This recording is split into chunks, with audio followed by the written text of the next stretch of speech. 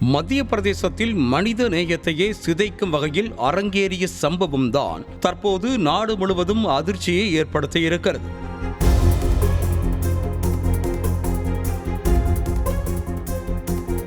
மத்திய பிரதேசத்தில் அமைந்துள்ளது புர்ஹான்பூர். அங்குள்ள அரசு மருத்துவமனையில் பிரேத பரிசோதனைக்காக இளம்பெண் ஒருவரது உடல் கொண்டுவரப்பட்டு பிணவரையில் வைக்கப்பட்டிருந்தது. அப்போது அங்கு நோட்டமிட்டுக் கொண்டிருந்த ஒரு இளைஞன் யாரும் இல்லாததை உறுதி செய்த பின்பு பிணவரைக்குள் திருட்டுத்தனமாக நுழைந்தான். அதன் பின்புதான் கனவில் கூட நினைத்து பார்க்க முடியாத அளவிற்கு ஒரு அருவருப்பான செயலை அந்த இளைஞன் செய்தான்.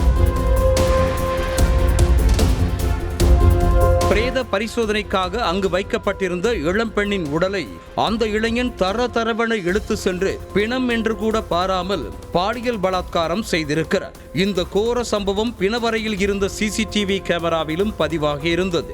இதனையடுத்து அங்கு பிரேத பரிசோதனை செய்வதற்காக வந்த மருத்துவர்கள் மற்றும் உதவியாளர்கள் பெண்ணின் உடல் தரையில் கிடப்பதை கண்டு அதிர்ச்சி அடைந்துள்ளனர். இதனையடுத்து மருத்துவர்கள் அளித்த புகாரின் அடிப்படையில் உடனடியாக அங்கு விரைந்த காவலர்கள் பிணவரையில் இருந்த சிசிடிவி கேமராவை கைப்பற்றி ஆய்வு செய்தனர். அதில் பதிவாகி இருந்த வீடியோவை பார்த்து அனைவரும் அதிர்ச்சிக்குள்ளாகினர். அதன் பின்பு சிசிடிவி வீடியோ ஆதாரத்தை கொண்டு இளைஞரை காவலர்கள் கைது செய்தனர். விசாரணையில் அந்த இளைஞன் 25 வயதான நிலேஷ் பிலாலா என்றும் அவன் அப்பகுதியில் உள்ள டாங்கியாபட் கிராமத்தைச் சேர்ந்தவன் என்பதும் தெரிய வந்தது.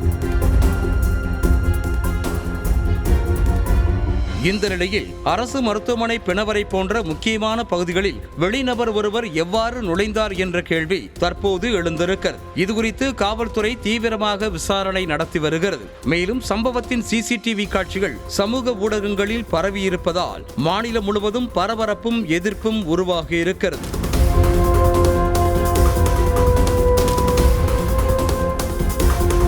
இந்த சம்பவம் நெக்ரோபிலியாவின் கீழ் வருவதாக நிபுணர்கள் கூறுகின்றனர். இது சடலங்கள் மீதான பாலியல் ஈர்ப்பால் வகைப்படுத்தப்படும் ஒரு அரிய உளவியல் கோளாறாகும்.